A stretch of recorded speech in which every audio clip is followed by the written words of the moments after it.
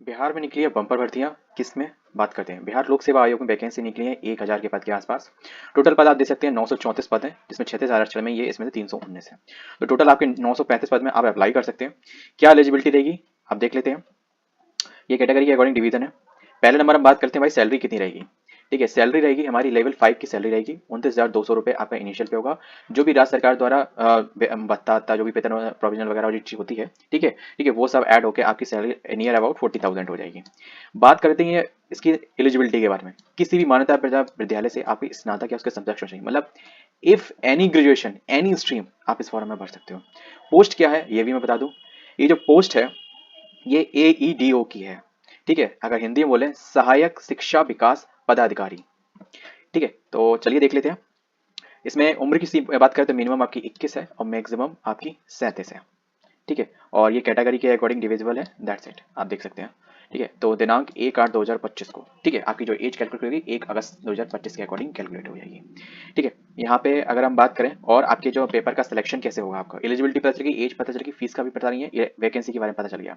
ठीक है, अब हम देख लेते हैं कि आपका सिलेक्शन का किस आधार पे होगा। देखो यहाँ पे जो चयन प्रक्रिया है वो आपकी पहला विज्ञप्ति पदों के विरुद्ध नियुक्ति हेतु असयोग्य उम्मीदवारों के चयन के लिए लिखित परीक्षा की जाएगी, जो कि वस्तुनिष्ठ होगी, मतलब सॉरी MCQ बेस्ड होगी, है ना।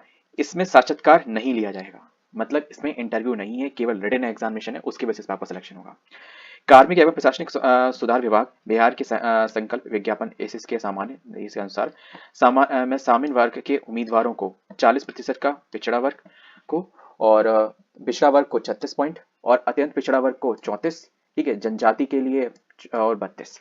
कहने का मतलब ये है आपका ये न्यूनतम एलिजिबिलिटी, मतलब आपको इतने नंबर लाने पड़ेंगे। ठीक है, तो ये इसके अकॉर्डिंग आंसर लिखित परीक्षा का। ठीक है, या अर्हता प्राप्त करने का अनिवार्य है। ठीक है, तो इतने आपको मिनिमम अंक लाने पड़ेंगे, जैसे कि आपको नहीं होता कि 100 में से 33% जो आपका होता है कि मतलब इतने पे तो आप पास हो। ठीक है, इससे वाले 34 हो, 33.5 हो, 33 ही हो तो आप पास हो, तो वो चीज यहाँ पे है। ठीक है, अब यहाँ पे ये भी नहीं है कि आप इसके बाद इतने 40% अगर जनरल वाला ले आओगे, 36.5 वाले पिछड़े वाले ले आओगे, या फिर अति 34 या फिर SC ST वाले 32 या फिर दिव्यांग वाले।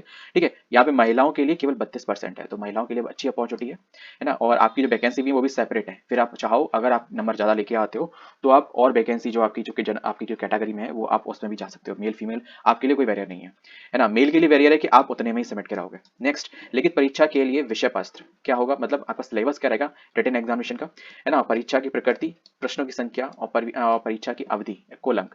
देखो आपके इसमें 3 दिख रहे हैं। पहला देख लेते हैं सामान्य भाषा, मतलब जनरल लैंग्वेज। ठीक है, तो इसमें इंग्लिश और हिंदी, जो कि 30 नंबर की इंग्लिश और 70 नंबर की हिंदी।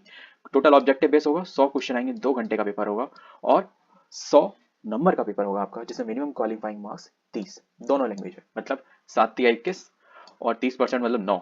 तो 21 टोटल मिला के आपको 30 नंबर लाने पड़ेंगे, इसमें 9 और इसमें 21। ये मिनिमम सब्जेक्टिव क्वालिफाइंग मार्क्स हैं। ठीक है, इन बोथ लैंग्वेज, तो ये क्वालिफाइंग नेचर का हो गया एक तरीके से। ठीक, दूसरा ये है कि सामान्य अध्ययन, तो ये वस्तुनिष्ठ, इसमें भी 100 क्वेश्चन 2 घंटे 100 नंबर के आएंगे। इसमें जनरल एप्टीट्यूड आपका रीजनिंग। ठीक है, तो इसमें कुछ मैथमेटिकल के भी क्वेश्चन आ जाते हैं, तो ये भी चीज आप दिमाग में रखिएगा, 2 घंटे का और 100 अंक का। नेगेटिव मार्किंग की बात करें तो वो 1 तिहाई होगी। ठीक है, अब जैसे कि ये लिखा है कि यहाँ पे जो लैंग्वेज के ये जो ऊपर वाले ये है ना, ये जैसे लिखा है 30% मार्क्स है, तो ये केवल क्वालिफाइंग होंगे, यहाँ पे लिखा हुआ साफ साफ। ठीक है, जिसमें से प्रत्येक में से आपको 30% लाने पड़ेंगे, मतलब जैसे इसमें 70 वाले हिंदी में 21 और अंग्रेजी में 9। ठीक है, तो अंक प्राप्त करना अनिवार्य होगा, और अर्थात सामान्य अंग्रेजी और हिंदी में। ठीक है, तो सामान्य अंग्रेजी और हिंदी में प्राप्त न्यूनतम प्राप्त अंक नहीं प्राप्त होने वाले अभ्यर्थी पर विचार नहीं किया जाएगा। कहने का मतलब ये है, जैसे कि नहीं आपका, अगर आपने बताओ UPSC या फिर जो PCS वगैरह जो एग्जामिनेशन होते हैं उसमें एक होता है CSAT का पेपर। ठीक है, अगर आपका CSAT का पेपर क्वालिफाइंग नेचर का होता है, मतलब 33% आप ले आओ, that is to be okay, है ना। और अगर आप इतने नहीं ला पाते हो, ठीक है, तो 66.67 ऐसा कुछ रहता है, 33 रहता है, ऐसा ही रहता है। तो अगर आप इतने नहीं ला पाते हो तो आपका जो GS का पेपर है वो चेक भी नहीं किया जाएगा। ठीक है, तो ये CSAT जैसे इंपॉर्टेंट है वैसे यहाँ पे आपका लैंग्वेज का इंपॉर्टेंट है। नेक्स्ट बात करते हैं। ठीक है, तो इसका मतलब आप ये मान के चलो जो आपका सिलेक्शन होगा सामान्य अध्ययन और जनरल एप्टीट्यूड, मतलब रीजनिंग के आधार पे होगा, तो ये तो बहुत अच्छा मौका है यार। ठीक है, तो अगर जो भी बिहार में BPSC की या फिर किसी भी टीचर्स लेवल की अगर भी आप तैयारी कर रहे हो, ठीक है, ग्रुप C की, ग्रुप B की, तो आपको ये फॉर्म जरूर भरना चाहिए। ये आपका सिलेबस है जिसमें कि सामान्य भाषा, ठीक है, जिसमें कि लिखा हुआ है सामान्य भाषा में, जैसे कि सामान्य अंग्रेजी और हिंदी के सिलेबस के पाठ्यक्रम को भी थोड़ा डिस्कस कर लेते हैं। ठीक है, ज़्यादा बड़ा नहीं है तो आपको थोड़ा इजी हो जाएगा। तो मैं आपको रूबरू करा दूं कि आपको क्या आ जाएगा, तो जिससे कि आपको थोड़ा पता चलेगा कि पेपर का लेवल क्या रहेगा सीन। पहली बात है, बीपीएससी करा रही है तो पेपर का लेवल तो अच्छा ही होगा। ठीक है, अब आपके सब्जेक्ट की कमांड कितनी है उस पर भी डिपेंड करता है। सामान्य अंग्रेजी और सामान्य हिंदी के प्रश्न आएंगे, इस तरह से होंगे कि अभ्यर्थी की भाषा संबंधी प्रयोग की समझदारी की जांच की जा सके। मतलब आपकी लैंग्वेज की नॉलेज क्या है, सीधी सीधी सी बात है, ग्रामर आएगी। ठीक है, तो जो आपका ग्रामर का जो पोर्शन होता है दोनों का 10th लेवल का, वो आप पढ़ लेना, आपका हो जाएगा। ठीक है, इतने तो आ ही जाएंगे कि हिंदी में आपको 21 नंबर लाने हैं मिनिमम, और इंग्लिश में 9, इतने तो आपके क्लियर कट हो जाएंगे। कुछ ऐसे टॉपिक है जिनको आप कर लोगे तो पक्का हो जाएंगे, उसमें कोई इतना वो नहीं, क्योंकि वो क्वालिफाइंग नेचर का, उसमें आपका सिलेक्शन नहीं हो रहा। ठीक है, आपका सिलेक्शन इन 2 में होगा आई थिंक सो। ठीक है, क्योंकि उसमें मैंने चीज यही बोलते हैं ना क्वालिफाइंग नेचर का। सामान्य अध्ययन की बात करें, सामान्य अध्ययन में क्या क्या आएगा, सामान्य विज्ञान मतलब जनरल साइंस। ठीक है, राष्ट्रीय एवं अंतर्राष्ट्रीय महत्व की समसामयिक समस्या मतलब national international current affair. Bharat का इतिहास, ठीक है, तथा बिहार के इतिहास की प्रमुख विशेषताएं, इंडियन हिस्ट्री। ठीक है, और मेन चीज है जो बिहार की हिस्ट्री है पूरी, जब से क्रिएट हुआ है उससे पहले क्या था। ठीक है, तो और जो भी एंशिएंट से कनेक्ट होकर जो भी क्वेश्चन बन सकेंगे वो सब आएंगे। ठीक है, सामान्य भूगोल जनरल ज्योग्राफी, बिहार के प्रमुख भौगोलिक प्रभाव। ठीक है, एक बात मान के चले, जो सब्जेक्ट जीएस के होते हैं, हिस्ट्री, पॉलिटी, ज्योग्राफी, ठीक है, और इकोनॉमिक्स, वो सब आएंगे, प्लस बिहार से जो रिलेट होगा वो भी है, वही आएंगे। ठीक है, महत्वपूर्ण नदियां जो बिहार में है, ठीक है, बिहार से या बिहार से टच कर रही हैं या फिर किसी भी तरीके से बिहार को पोषण कर रही है या अफेक्ट कर रही हैं, in any positive and negative दोनों भी। भारत के राज्य व्यवस्था एवं आर्थिक व्यवस्था। ठीक है, और आजादी के पश्चात पश्चात बिहार की अर्थव्यवस्था की प्रमुख परिवर्तन, यहाँ पे आ गई, राज्य व्यवस्था आ गई, अर्थव्यवस्था आ गई, और भारत के आजादी के बाद वाली। ठीक है, जो बिहार की है। ठीक है, तो भारत के आजादी पश्चात बिहार की, तो आजादी मतलब भारत की आजादी।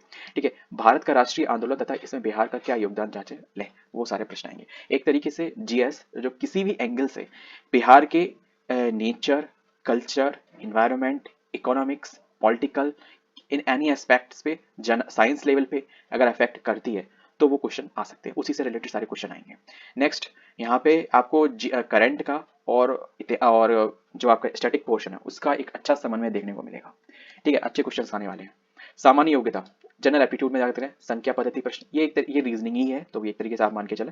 ठीक है, जनरल एप्टीट्यूड मैथ का, तो इसमें ये सब चीजें आनी है, मतलब मैथमेटिक्स है बेसिक लेवल का। संख्या पद्धति, ठीक है, पूर्ण संख्याओं का अभिकलन, दशमलव वाले भिन्न वाले क्वेश्चंस। ठीक है, और सामान्य के संख्याओं के बीच का परस्पर संबंध। अब जैसे कि ऐसे एक श्रृंखला दी जाएगी, 2 6 10 14, तो बीच में मतलब क्या एक ब्लैंक छोड़ देंगे, तो फिर उसके बाद बताओ क्या सीक्वेंस चल रहा है, पैटर्न क्या है। नंबर सिस्टम की अगर बात करें वो ये है। ठीक है, और मूलभूत अंकगणितीय संक्रियाएं मतलब सिंप्लीफिकेशन, प्रतिशत, अनुपात, ठीक है, परसेंटेज, रेशियो, प्रोपोर्शन, समानुपात, एवरेज, ठीक है, ब्याज एंड लाभ एंड हानि, ठीक है, इंटरेस्ट, प्रॉफिट एंड लॉस, सादृश्य, समानता एवं भिन्नता। तो ये सब चीज़ें आपको बता। ठीक है, नेक्स्ट, और आपकी है स्थान कल्पना। ठीक है, मतलब मेन चीज़ है स्थान कल्पना मतलब डायरेक्शंस अगर हम मान के चले, तो स्थान अभिन्यास। ठीक है, तो समस्या समाधान, ठीक है, प्रॉब्लम एंड सॉल्यूशन, तो परम्यूटेशन एंड कॉम्बिनेशंस रिलेटेड है। ठीक है, विश्लेषण, दृश्य स्मृति, ऐसा हो सकता है मैं एक आध वर्ड का मेरा थोड़ा डिफरेंस हो सकता है, क्योंकि मैंने ये सारी चीज़ें इंग्लिश में ही पढ़ी हैं। कुछ चीज़ें मुझे को ध्यान है, कुछ चीज़ें आप बेटर करें। अगर मेरी कोई भी गलत हो तो प्लीज़ कमेंट बॉक्स में आप बोल सकते हैं, कोई दिक्कत नहीं है यार, नॉलेज ज्ञान बांटने से ही बढ़ता है। ठीक है, स्मृति, विभेद, अवलोकन, ठीक है, संबंध, अवधारणा, ठीक है, और रिलेशन से रिलेटेड है। ठीक है, ब्लड रिलेशन वगैरह, ठीक है, उससे रिलेटेड है। ठीक है, और ईवी नॉट, विभेद वगैरह करना, अंक गणितीय तर्क शक्ति। ठीक है, तो शाब्दिक एवं चित्रात्मक वर्गीकरण। ठीक है, मतलब डायग्राम से रिलेटेड क्वेश्चंस आएंगे। ठीक है, और अंक गणितीय संख्या, श्रृंखला और गैर शाब्दिक श्रृंखला, कूट लेखन एवं कूट व्याख्या। तो ये आपका एक तरीके से मैथमेटिक्स और माइनर रीजनिंग का रिलेटेड है सिलेबस। लिखित परीक्षा के उपरांत दस्तावेज सत्यापित होंगे, उसमें जो भी अभ्यर्थी को ऑनलाइन आवेदन किया होगा उसके 10, अगर वो वांछित पाया जाता है तो मूल प्रतियों के साथ उपस्थित होना अनिवार्य होगा एवं वैध किसी भी चीज में उसे अवैध मान लिया जाएगा। ठीक है, नेक्स्ट, मेधा सूची। ठीक है, लिखित परीक्षा में प्राप्त अंकों के आधार पर आयोग अंतिम चयन हेतु मेधु सूची तैयार करेंगे, और लिखित परीक्षा में प्राप्त समान होने की स्थिति में सामान्य अध्ययन विषय के प्राप्तांक के अनुसार मेधा क्रम निर्धारित किया जाएगा।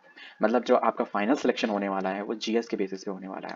ठीक है, क्योंकि आपके जैसे कि इंग्लिश और हिंदी है वो तो केवल है वो क्वालिफाइंग नेचर का है। और रीजनिंग और मैथमेटिक्स और जनरल अध्ययन, ठीक है, जनरल स्टडीज इससे है। लिखित परीक्षा एवं सामान्य अध्ययन विषय में भी प्राप्त समान अंक होने की स्थिति में उम्र तथा उम्र की समानता होने की देवनागरी लिपि के अनिवार्य। ये आपकी वो है वरीयता सूची। ठीक है, वरीयता सूची का मतलब ये है कि टाई के अगर यहाँ पे ये लिखा हुआ है। ठीक है, वैसे जो आपका सिलेक्शन होगा वो जीएस और मैथमेटिक्स जो है ना, मैथमेटिक्स, जीएस और जनरल एप्टीट्यूड, ठीक है। तो इन दोनों के बेसिस पे होगा, तो अच्छे से फोकस करना है इन पे, ठीक है। इस विज्ञापन के अंतर्गत लिखित परीक्षा हेतु पुनः मूल्यांकन का प्रावधान नहीं है। कहने का मतलब ये, अगर आप चाहें तो आंसर की रिवाइज करवाएं या फिर ये कहें कि दोबारा हमारा मूल्यांकन करें, ऐसा कोई प्रावधान नहीं है। आरक्षण, देखो सीधी सी बात है, जो भी बिहार की वैकेंसी है तो बिहार के अकॉर्डिंग जो भी आपकी डिक्लेरेशन होगी, आपका ईडब्ल्यूएस, ओबीसी, ईडब्ल्यूएस है ना, एससी, एसटी, पीडब्ल्यूडी, जो भी आपकी कैटेगरी है, XYZ, वो सारा बिहार की ही इशू होनी चाहिए, सेंट्रल की नहीं चाहिए, किसी और स्टेट की नहीं चाहिए। रही बात अदर स्टेट का कैंडिडेट इसमें अप्लाई कर सकता है, बिल्कुल अप्लाई कर सकता है, क्योंकि यहाँ पे अभी मुझे डोमिसाइल का ऐसा कुछ इशू नहीं दिया गया कि आरक्षण तो मान सकता हूँ, आरक्षण आपको नहीं मिलेगा। फॉर एग्जाम्पल अगर आप यूपी में या फिर राजस्थान में अगर एससी या ओबीसी, ईडब्ल्यूएस या किसी भी और एससी एसटी किसी में भी आते हैं, तो ये नहीं है कि बिहार में आप आएंगे, तो बिहार में आप एज ए जनरल ही ट्रीट किए जाएंगे, that is to be unreserve candidate, ठीक है। आरक्षण दावा करने वाली विवाहित महिलाओं का जाति, स्थायी निवास, क्रीमी लेयर, स्थायी प्रमाण पत्र, पिता के नाम एवं पिता की स्थिति पता निर्गत होने चाहिए, ना कि उनके पति के। तो तभी मैं आपसे कहता हूँ, जो भी मैरिड गर्ल्स हैं, ठीक है, वो अपनी जो जो आपका सर्टिफिकेट बनेगा, वो अपना जो डॉक्यूमेंट में अपना एड्रेस ना चेंज करवाएं, अगर वो सरकारी विभाग में कहीं ना कहीं जाना चाहते हैं तो, क्योंकि फिर वो ऐसा ना बहुत से पच्चड़ पड़ते हैं। क्योंकि ऐसा होता है ना कि अगर आपका सर्टिफिकेट अगर चेंज नहीं है, हो चुका है तो शादी हो चुकी है, उससे कोई मतलब नहीं है, ये कोई जरूरी नहीं होता कि आपका एड्रेस वो होना चाहिए, ये कोई ऐसा मैंडेटरी नहीं है। क्योंकि फिर आपका जब आपका चेकिंग होती है ना, तो फिर उसमें अगर आपके पिता का एड्रेस मिलता है तो वो प्रोसेस थोड़ी इजी रहती है और आपको थोड़ा कम डॉक्यूमेंटेशन रिप्रेजेंट करने पड़ते हैं, बना कोई नोटरी सर्टिफिकेट 100 रुपए का XYZ लाइक दैट। देखो ईडब्ल्यूएस वाले भी देख लो, SIC ओबीसी वालों के लिए भी है, तो ये भी चीज ध्यान रखें, केवल बिहार वाला ही इसमें। अब अनरिजर्व की बात करें, ठीक है, आरक्षण कोटि के निम्नवत, तो ये चलो ये आरक्षण कोटि के निम्नवत है, तो वो चीज अलग है ना। सामान्य, यहाँ पे डोमिसाइल का कोई ऐसा इशू मुझे दिख नहीं रहा, ठीक है। अगर कोई हो तो आप कमेंट बॉक्स में कह सकते हैं, लेकिन मुझे तो ऐसा कुछ नहीं दिख रहा कि, क्योंकि अनरिजर्व का मतलब ये होता है आप कोई भी बाहर का कैंडिडेट भी आस में आ सकता है, पर वो हाँ किसी भी कैटेगरी से बिलोंग करता हो, चाहे वो महिला ही क्यों ना हो, किसी भी तरीके का रिजर्वेशन दूसरे स्टेट में या फिर अगर स्टेट का हो तो सेंट्रल में बाधित नहीं है ना। तो बस वीडियो बस इतना ही था, अप्लाई कर लेगा, लिंक में डिस्क्रिप्शन दूंगा। और हाँ, फॉर्म ऑनलाइन की स्थिति में आरंभ होने की स्थिति जैसे ये दी गई है 27 है, लेकिन भरने की अंतिम तिथि दी गई है 26/9, जो कि अब आगे बढ़ गई है, तो उसमें कोई दिक्कत नहीं है क्योंकि एप्लीकेशन अभी ओपन शो अप हुए हैं, ठीक है। नेक्स्ट OTR वगैरह की प्रोसेस है, तो अच्छे से भरना क्योंकि टाइम लगेगा इसमें। और कुछ आपकी जानकारी के लिए, इसमें जो डेट लिखी हुई है, क्योंकि एप्लीकेशन तो अभी ओपन हुए हैं, 22/8 का जरूर है, पर एप्लीकेशन सभी ओपन हुए हैं। फीस के बारे में यहाँ पे नहीं मुझे शो दिख रहा, क्यों नहीं है fees fees fees fees fees fees fees fees fees है नहीं क्या, फीस कहाँ है भाई, एक सेकेंड रुकना। फीस आपकी 100 रुपये है, चाहे आप किसी भी कैटेगरी से बिलोंग करते हो, सभी के लिए 100 रुपये बराबर है। और ये जो एप्लीकेशन है, ये बात सही है, जो इसमें मैंने डेट में लिखा था वो सेम ही है, लेकिन अभी ये 5 तारीख से फिर से रीओपन हुए हैं। अब लास्ट डेट देखते हैं, लास्ट डेट है 12 दिसंबर, ठीक है। तो फटाफट से भर दीजिएगा अगर आपके पास एलिजिबिलिटी हो, क्योंकि ग्रेजुएशन इन एनी स्ट्रीम है, कोई एलिजिबिलिटी का इशू ही नहीं है। BA, BSc, B.Ed, XYZ, नहीं B.Ed तो नहीं कह सकते, B.Ed को भी बैचलर बोलेंगे, लेकिन हाँ बोल सकते हैं, ठीक है। आप डाल के देख लेना, अगर आपको एलिजिबिलिटी में चीज अगर एडेयर करेगा तो ठीक है, अगर कोई इशू नहीं करता है, लेकिन हाँ ग्रेजुएशन होनी चाहिए, किसी भी स्ट्रीम से हो, तो उसमें ऐसा कुछ लिखा ही नहीं है।